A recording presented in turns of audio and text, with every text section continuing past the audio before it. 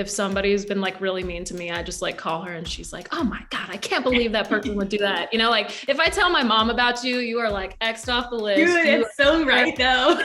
Yeah, like you are never coming back to my life. Yeah.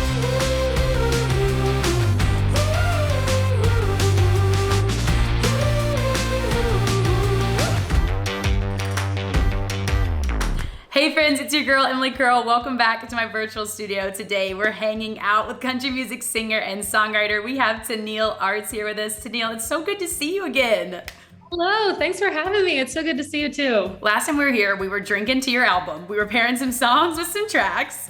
It was so much fun. I've never done that before, so that was a fun little thing to do together. Well, this one's gonna be just as special because it's Women's History Month, and so we are celebrating all the women in music. And for you, to kick us off, being a woman in country music, what does that mean for you? I mean, being a woman, I think, is such a awesome thing in country music because I grew up loving the females in country music. And I just feel like we write our songs differently. I think we are able to relate more to some of the more vulnerable sides of things. And I think we put a lot of that into our music, and just as who we are as people, sharing that on social media, that's really a big part of it as well. Just showing that we're like real people going through these things and we just want to write it and share it with everybody. Who was a songwriter growing up where you were like, oh, that she put it exactly how I feel? Who was that person for you? Oh my goodness.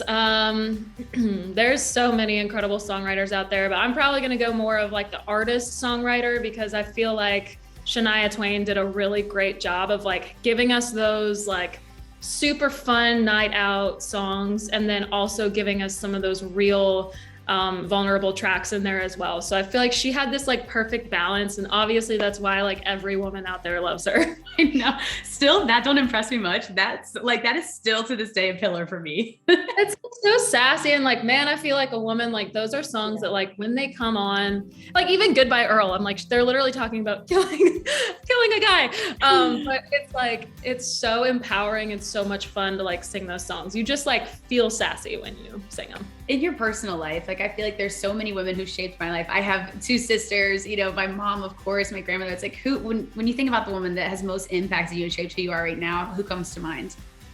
Definitely my mom. She's like a very like strong personality, but she's just very good at confrontation and being kind about it. And I think that is so important. Like if we really said what was on our minds, we could probably hurt a lot of people's feelings. And she just is very careful with how she says things. And I think that that's so important because once something comes out of your mouth, you can't take it back. And a lot of the times, when people have done that to me, when they've said really negative, hurtful things, it's like that plays over and over in your head. And it's really hard to move on from that. So just her overall thing is like, words are powerful. You have to use them carefully. Yeah, I love that sentiment too, because I also think as women in the industry, and one thing I always think about is like, I always want to be kind first and foremost, but I also want to be firm and I want to stand up for myself. And when it comes to that for you, like how you navigate being in the industry where here's who I am as an artist. I'm not going to make any concessions for anyone, but while I still want to be who I am, and what does that look like for you?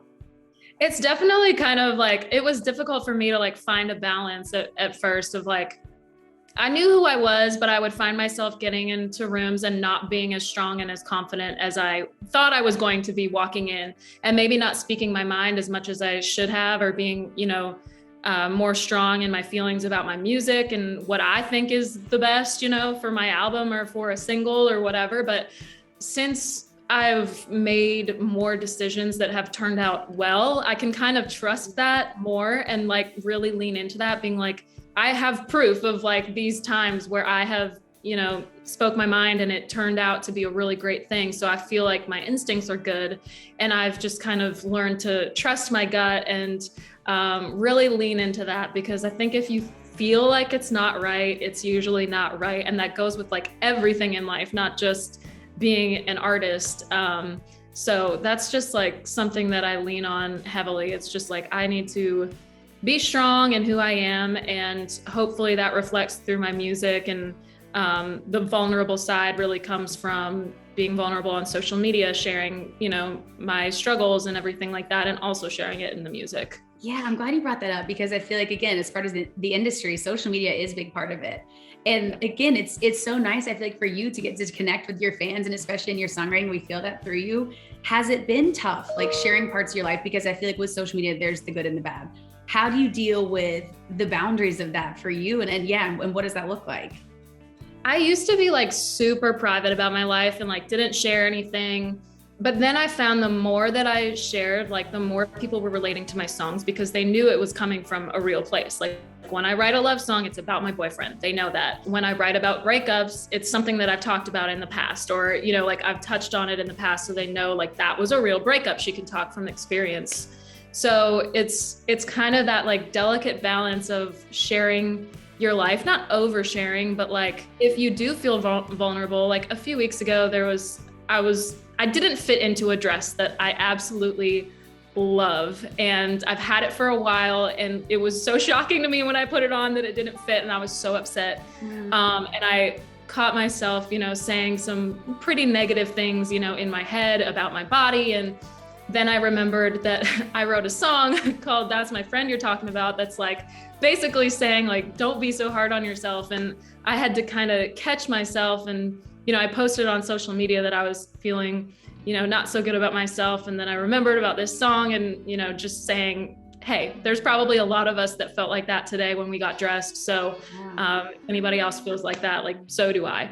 And it's, you know, a lot of the times I think people think that, oh, they're a country singer or they're, you know, they have a lot of followers, they must be super confident. And that's not always the case. You know, there might be days where I feel confident, but I'm like, those are usually days where I've had hair and makeup done for like, you know, 4 hours and my whole body has makeup on it. Like, you know, it's moments like that that I'm like, I feel beautiful, but that doesn't mean that I can't feel beautiful without any makeup and all of that. So it's just kind of that delicate balance. That's so real. Even this weekend, I have what I call the dressing room blues when like the lighting is too harsh and you're trying things on and nothing's working and you're like, oh my God. And you really do have to recenter yourself because it is so easy, especially as women, when we're taught to look a certain way and we fall out of the boundaries of what we feel like we're supposed to be in to spiral quickly. When that happens to you, what makes you feel the most like Tenille? How do you get back and like stay grounded in that?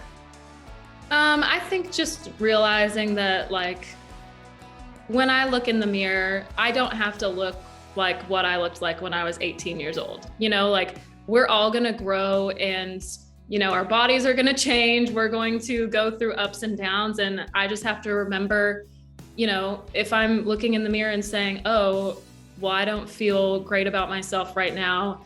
It's like, okay, well, if I look back over the past week, I'm like, I traveled a whole bunch, which makes me bloated. I, you know, ate a cheeseburger the other night. I really haven't been watching what I've been eating and drinking. And I'm probably just bloated. Like, to be totally honest, that's probably what it is. And I need to just take a minute and be like, okay, all I can do is do better. And next week I'm going to eat a little bit healthier, still have fun, not be crazy about it, but like, just remember that we're all human and we're all beautiful and we don't have to be like us. If your size goes up, that doesn't diminish your worth. 1000%.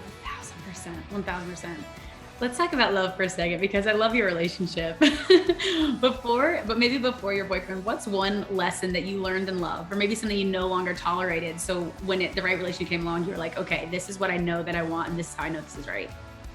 I think when I was always like, if a guy didn't text me back, like within, you know, like a reasonable time, I would always be like, oh, well, they must have just been like busy or whatever. And now I'm like, no, if somebody wants to talk to you, they will talk to you and they'll reach out or they'll give you a phone call or whatever. And then the other thing that I've learned is, if your mom doesn't like somebody, you should probably listen to her. Has that happened before? Yeah. Shoot. Yeah, like a guy before Tyler obviously was, she was like, I'm not sure. That just really doesn't seem like a good fit. She's like, I see all these red flags. I was like, I don't. I think he's awesome. And then, yeah, sure enough, she was right about everything. She's a big like mama bear. Like if somebody comes like for me, she is like, hell no. And she'll like tell me how to get out of bad situations and all of these things. So she's just always there for a phone call. And she's like my person that if if somebody's been like really mean to me, I just like call her and she's like, oh my God, I can't believe that person would do that. You know, like if I tell my mom about you, you are like X'd off the list. Dude, it's so right though. Yeah, like you are never coming back to my life.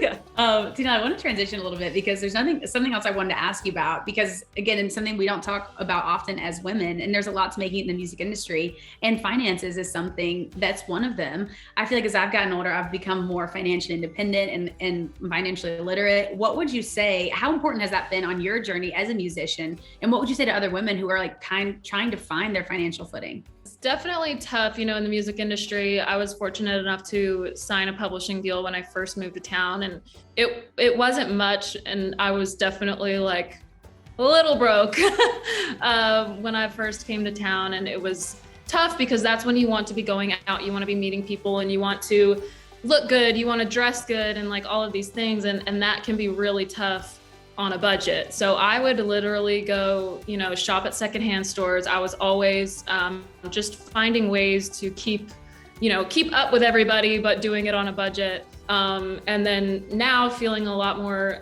financially independent, I'm just like save, because you never know what's going to come up, you know, whether it's lawyer bills that, you know, something goes wrong and you've got to pay like a ton of money for a good lawyer. You know, you need to make sure that you're prepared for that and that you're not just spending it on meaningless things or going out to eat and like doing crazy things all the time. Like definitely treat yourself every once in a while, but it's so important to save, because also touching on the songwriter side of it, like you can have a number one and that's great. And it feels like you're going to continue to have that income, you know, for all time, but that's not the case. You know, it can fluctuate a lot. So you have to be very careful with your spending and just making sure that you've kind of got a little bit there, just in case. Yeah, no, that's such good advice. And as your career has blossomed and grown and like you've seen success, what are those next goals for you? Like, are you already thinking ahead of like, this is what I want next? Yeah, I mean, I'm already writing new music, even though my album Kill the Girl is like just out. But I'm constantly looking towards the future. My big goal for next year is some type of an arena stadium tour.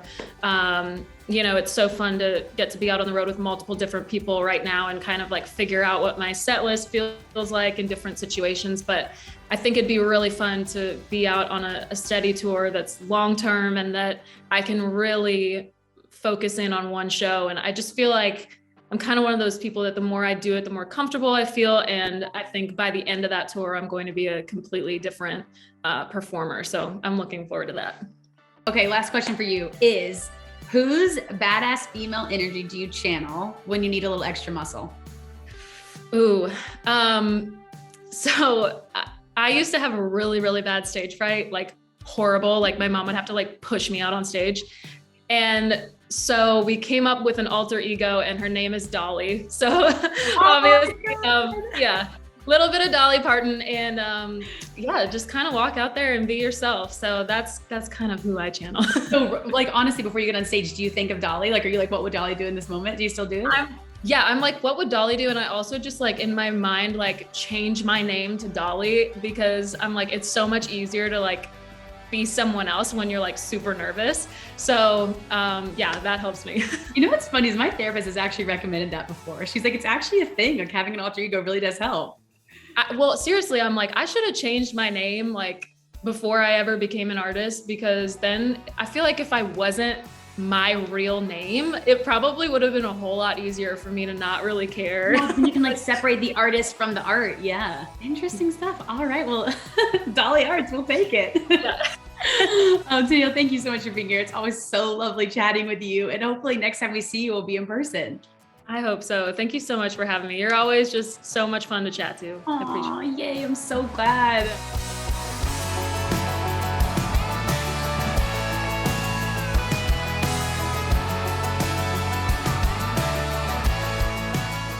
Thanks for checking out our Leading Ladies episode with Tenille Arts. There's more where that came from, so make sure you're tuning into all of our episodes at the link below, and we'll see you next time.